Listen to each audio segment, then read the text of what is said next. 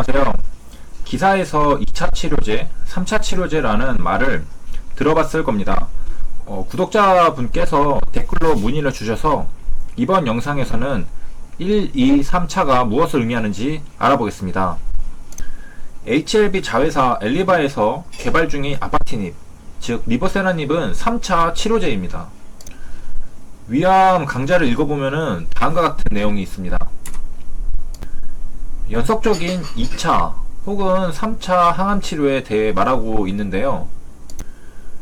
뭔가 순서라는 느낌이 오실 겁니다. 하나 더 보면은 위암의 경우에는 병용요법을 1차 항암 치료로 권장하고 있다는 내용과 대다수 위암 환자들이 2차 항암 치료를 받는다는 내용이 있습니다.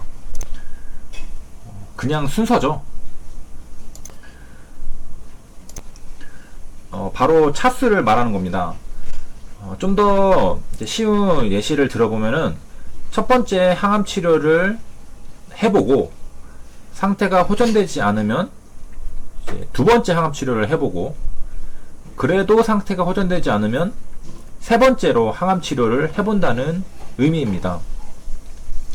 아마도 이게 헷갈리게 된 이유가 2세대 항암제, 3세대 항암제와 2차 항암 치료, 3차 항암 치료가 같은 숫자가 들어가서 이 용어가 헷갈려서일 거라고 추정이 됩니다.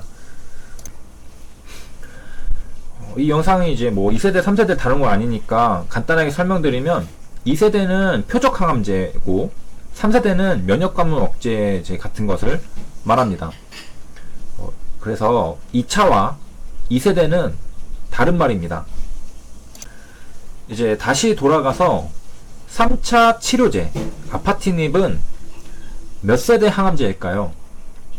앞에서 말했듯이 3차와 3세대는 다른 말이죠. 힌트를 드리면 아파티닙은 표적 항암제입니다. 정답은 아파티닙은 2세대 항암제입니다. 즉 항암 치료의 단계에서 세 번째 착용하는 약물로 2세대 항암제인 아파티닙을 쓴다는 이야기입니다. 다시 요약하면은 3차 치료대 2세대 항암제가 바로 아파티닙이라는 거죠. 3차 치료제라는 것은 첫 번째를 항암 치료하고 두 번째 항암 치료하고 세 번째 항암 치료할 때 기존에 그 세포를 많이 죽이고 그래서 고통스러운 과정인 1세대 항암제가 아닌 암세포만 딱 포착해가지고 이제 잡는 2세대 표적 항암제인 리버세라닙을 사용하는 겁니다. 이제 어느 정도 이해되셨을 거라고 생각을 하고요. 그럼 이제 회사 입장에서는 판매하는 자사의 약이 3차 치료제가 되는 게 좋을까요? 1차 치료제가 되는 것이 좋을까요? 보이는 기사는 키트루다의 사례를 가져왔는데요. 기사에서 보면 3차 약이 1차 약 상승에 대해 기대한다라는 긍정적인 단어를 사용했습니다. 이를 통해 추론할 수 있는 바는 1차 약이 3차 약보다 회사에서는 이제 좋다는 겁니다. 이거는 생각해보면은 당연한데요. 이제 암에 걸릴 경우 치료를 해야 되겠죠. 가장 먼저 사용되는 약이 1차 치료제인데 이게 가장 많이 팔리겠죠. 왜냐하면은 가장 먼저 쓰는 거니까. 당연히 2차, 3차로 갈수록 사용되는, 판매되는 횟수는 줄어들 겁니다. 1차 치료를 하고서 나은 사람은 2차 치료를 받을 필요가 없겠죠. 그리고 뒤에서도 보겠지만 1차 치료를 받고 2차 치료를 보는데도 2차 약이 효과가 있는지 없는지 또 다 따져보고 환자가 더 받을 수 있는 상태인지 아닌지도 따져봐야 하기 때문에 암이 낫지 않았어도 더 이상 치료를 못하는 경우도 존재합니다. 그래서 대한내과학회에서 진행성 위암에서 2차 항암 화학요법은 필요한가? 라는 논의를 하는 것을 볼 수 있는데요. 제가 항암 화학요법 용어 설명은 다음 영상에서 다뤄드릴 텐데, 간단하게 말씀드리면은 항암 치료를 항암 화학요법이라고 말합니다. 말이 어려워서 그런데 항암제로 치료하는 걸 말합니다. 그래서 2차 항암 치료가 필요한가에 대한 이야기고, 1차 항암 치료를 한 다음 효과가 없을 경우 2차 항암 치료로 바로 가는 것이 아니라 한번 고민을 해봐야 할 문제라는 겁니다. 사실 이 문제는 2차 치료제로 좋은 약이 없어서이겠죠. 1차가 안 되고 2차 때 좋은 치료제가 있다면은 곧장 썼겠죠.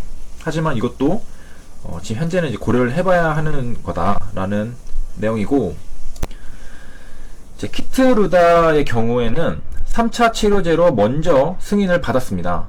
그리고 약의 효과가 더 좋아지는 것이 증명되었는지 1차 약으로 승격될 가능성에 대한 이제 기대감 기사가 나왔던 겁니다. 현재 리보세라닙은 3차 치료제로 준비 중이죠. 앞으로의 흐름을 이제 키트루다에 비추어 엿보자면은 임상 3상 결과가 잘 나와서 3차 치료제로 판매되는 것이 끝이 아니라는 것을 알 수 있습니다. 이제 3차 치료에서 이제 그 다음 1차 치료제로 승격되는 노력도 이어지면 호재가 한 번 더 나올 수 있겠습니다. 물론 이제 김칫국은 이제 여기까지 마시고, 현재는 임상 3상 결과 발표가 먼저겠습니다. 그래서 이 기사를 끌어다가 깨알 정보로 VEGFR-2가 보여서 언급하고 넘어가도록 하겠습니다. 제 이전 영상들에서도 다 다뤄드렸는데, 리보세라닙 작용 기전을 공부하신 분들이면 이 수용체가 친숙한 단어일 겁니다. 여기서는 사이람자에 대해서 설명을 하고 있는데요. 이 사이람자는 VEGFR-2에 미리 결합을 해가지고 다른 요소들의 결합을 방해하게 됩니다. 암세포는 영양분을 공급받기 위해 자신의 주위에 혈관 신생을 유도하게 되는데, 이를 막는 겁니다. 혈관 신생이란 혈관을 만든다는 뜻입니다. 이 작용 기전이 리보세라닙과 같습니다. 그래서 VEGFR-와 관련된 혈관 신생 억제고, 이 작용 기전은 다시 말하면 암을 굶겨 죽이는 방법입니다. 영양분을 공급받으려면은 그 핏줄을 통해서, 혈관을 통해서 영양분을 가져와야 되는데, 그 통로가 막혀버리니까 영양분을 공급받지 못해서 죽어버리는 거죠. 그렇게 해서 이제 그 댓글에 대한 질문에 대한 답변이 어느 정도는 이제 됐을 거라 생각하고, 당일에 HLB는 이제 반등에 성공을 했죠. 투자자를 한번 살펴보면은 외국인이 또 매수를 또 들어온 걸 알 수 있습니다. 9월 11일에 구간주 정도 평소보다 훨씬 강하게, 원래 외국인은 HLB를 거의 매도를 했던 그리고 이 하락하기 전에 매도를 상당히 많이 했던 주체였는데, 최근에는 다시 이제 매수세가 강하게 들어오고 있는 걸 확인할 수 있습니다. 그리고 9월 11일에는 이날인데요. 이날에 무슨 일이 있었냐면 9월 9일부터 9월 11일까지 모건 스탠리에서 글로벌 컨퍼런스가 있었습니다. 거기서 HLB가 외국인 기관 투자자들에게 기업 설명회, 리보세라닙에 대해서 설명을 하는 기회가 있었는데, 신기하게도 그거 끝날 때쯤 9월 11일에 외국인 수급이 강하게 들어왔습니다. 그리고 하루 잠깐 쉬고 17일 오늘도 엄청나게 강하게 들어왔죠. 평소에 매도세 일변이었던 것을 보면은 강하게 들어왔습니다. 그리고 주가도 상승을 했고, 분봉상으로도 한 번씩 위로 톡톡 튀는 이런 구간들이 나왔습니다. 여기 어딘가에 이제 외국인은 매수를 한 거겠죠.